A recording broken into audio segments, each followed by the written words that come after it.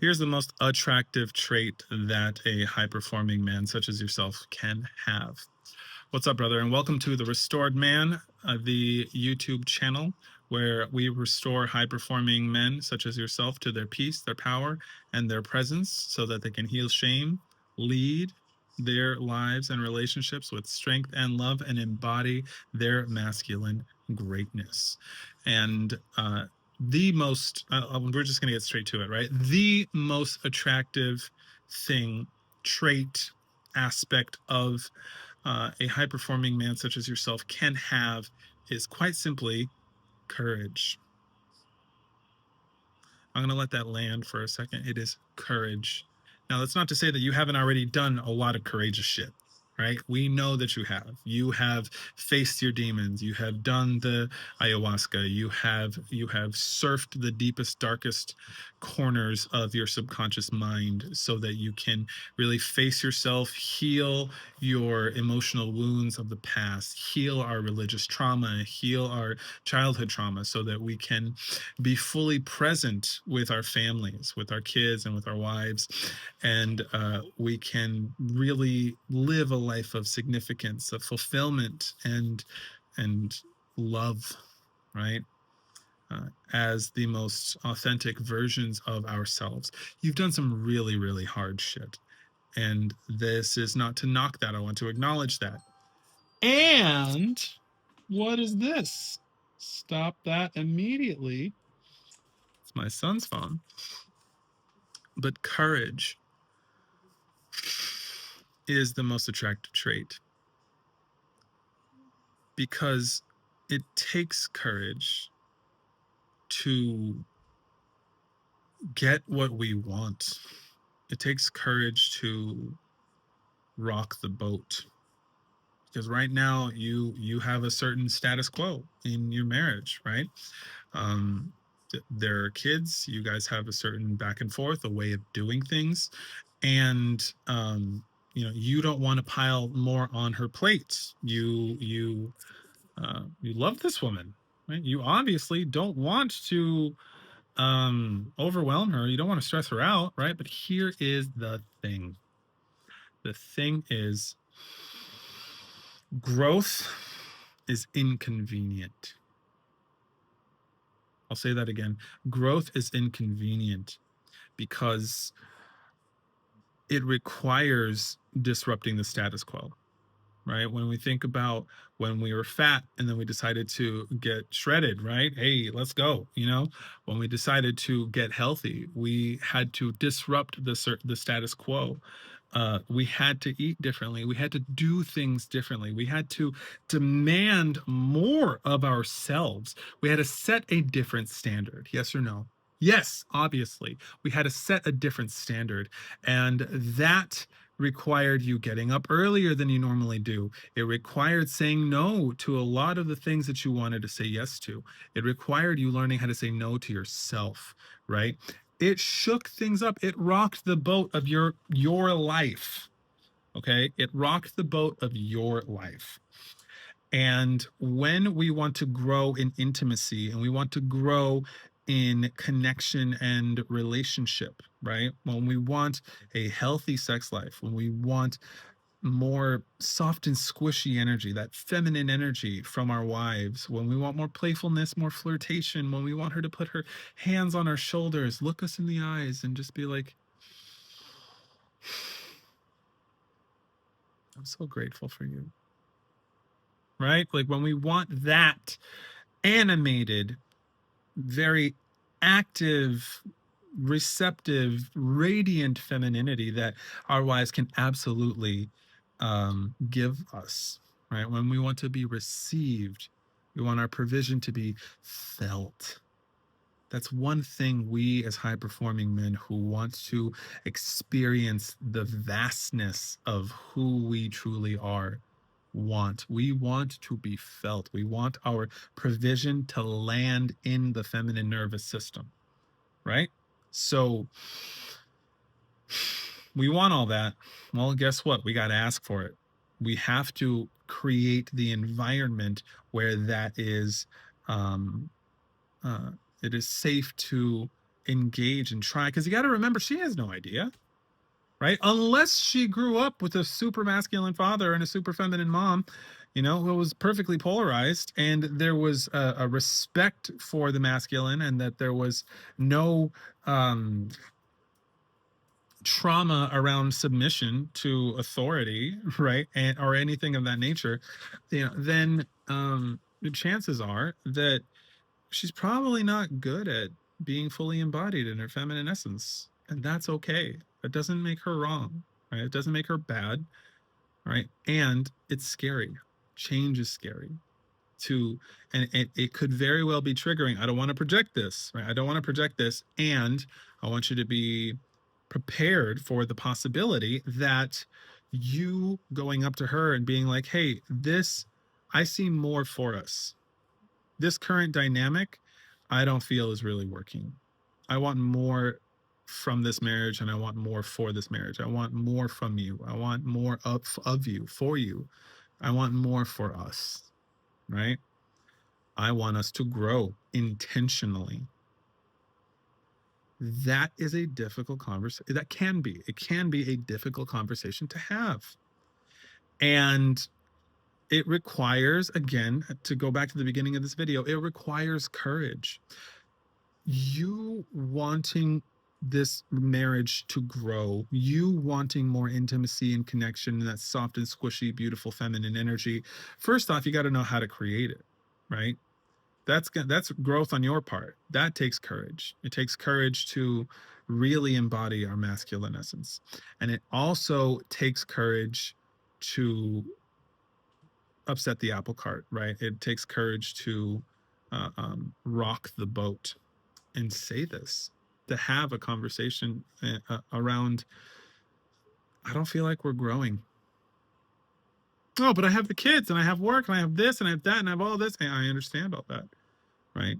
And obviously we don't want to overwhelm her. And here's the irony that we miss, is that when we choose to deliberately and intentionally grow our relationship, we are growing our capacity. Okay, we are expanding our capacity to feel, to be felt, to express. We're expanding our capacity to give and to receive. And there's a real chance that there's simply just a lack of awareness. Maybe it's not on her radar. It definitely is on yours. Otherwise, you wouldn't be watching this video. And I know that it can feel very frustrating because you're giving so much, and it almost seems like you're taken for granted. And it seems like, it's like, what are you even doing here? If you are the only one that's meeting your needs, what are you even doing here? I get it. I get it. And remember, you want to be attractive to your wife. Well, guess what? That is going to require courage to be willing to fight the status quo. You don't need to fight her, right? But to be willing to go toe to toe with complacency, and to be willing to go toe to toe with the way that things just are, because they could be good, but you don't want good. You want epic. I know you. I know that you want epic. And and you got to remember that there is no perfect time to have this conversation about what you guys value, about growth. There's never going to be a right time. You're always going to be busy. The holidays are right around the corner. There's always going to be something. And so you bringing that level of intentionality of creating that space and that time to have the conversation where you courageously share your truth and you invite her into your vision. But again, what does this require? This requires you to have your ducks in a row, for you to have the most radical, responsible attitude for yourself and how you've shown up. And it's not to judge her or you for your past. This isn't about everything that we've done up until this moment is just wrong and we got to throw out the baby with the bathwater, right? It's simply about, there is more, I believe, in my heart, there is more available to us when we prioritize growth. When we prioritize growth, we expand in our capacity to not only show up for the kids, but to show up for each other. That can be terrifying because you don't know how she's going to respond, right? You don't know if you're going to be able to handle it, but that's why all this training is here for. That's why all this nervous system calibration, that's why all the ice baths exist. That's why all the heavy workouts, that's why the plank was invented, right? That is why we are reading and we're doing these men's groups and we're doing these meditations, these provocation meditations where we practice feeling the intensity of life, so that in those moments where she may blow up because she's accusing you of being unhappy in this marriage, or that she's not enough, right? Or that it's not enough, or that sex now it just is a chore and she has to do it and she feels guilty and you're guilting her and it's all a big your ability to weather that storm is a whole point of you mastering masculine leadership. And so that's just what I wanted to share with you today. I wanted to share with you that the most attractive trait, because at the end of the day, here's why too, and I'm gonna leave with this. The most attractive trait is courage, because you know you think about every single movie that really turns a woman on, that activates a man's soul, right? It's the good guy. It's Captain America facing off with all of Thanos' soldiers, right? It is Iron Man going to Titan, right? It is, I think it was Jaguar Paw, in Apocalypto, him deciding to stand up to the men that were hunting him, right? That had already raped and pillaged his village. You know, it's the man who is willing to say, enough.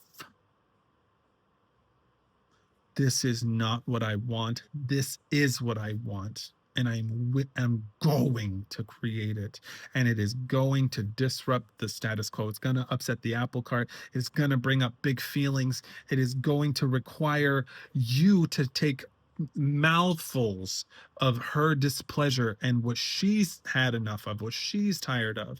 It is going to require you challenging her and correcting her disrespectful behavior, and also not making her responsible for your emotional well-being. That level of courage to fight for the marriage that you want, it's going to require growth. It's going to require leaning into discomfort and getting comfortable feeling uncomfortable. She's going to feel uncomfortable. She's going to push back. She is going to resist.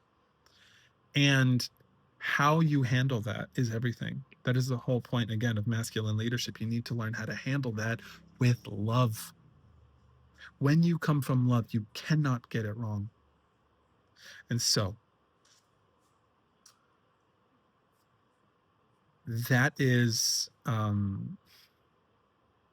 invitation. My invitation to you is to consider that courage is the most attractive trait, and demonstrating it by confronting the elephant in the room, by saying, screw it, there's never going to be a right time to have this conversation. So I will just find a time and we will have this conversation. I will create the time and we will have this conversation. Do we value growth? If so, then this is where I want us to grow to. And then from there, we start to set goals. Then we start to collectively read books. Then we start to chisel away at how we communicate with one another, and start to really go into, okay, this doesn't feel right. Well, this does. Okay, and her learning to be a little bit more permissive and to share more of her needs and to share more of her feelings with you, and for you to knock it out of the park and anticipate her needs, right? And to go into that dance of polarity. But it all starts with courage. There's never going to be a right time. And you got to remember that when you lead your woman and your marriage to growth, you are actually expanding her capacity and your capacity to love, to give, to receive. Be courageous. There will not be a right time. If this has spoken to you, if this has touched your heart, and if you feel inspired, then I am actually going to be hosting a workshop, right, for high performing men such as yourself on the power of intention. I'm actually going to help you identify clearly where exactly you are in your marriage, where you want to go, and exactly what the most common growth gaps are, and the solution to bridging that growth gap, getting from where you are to where you want to go. The information will be in the description below.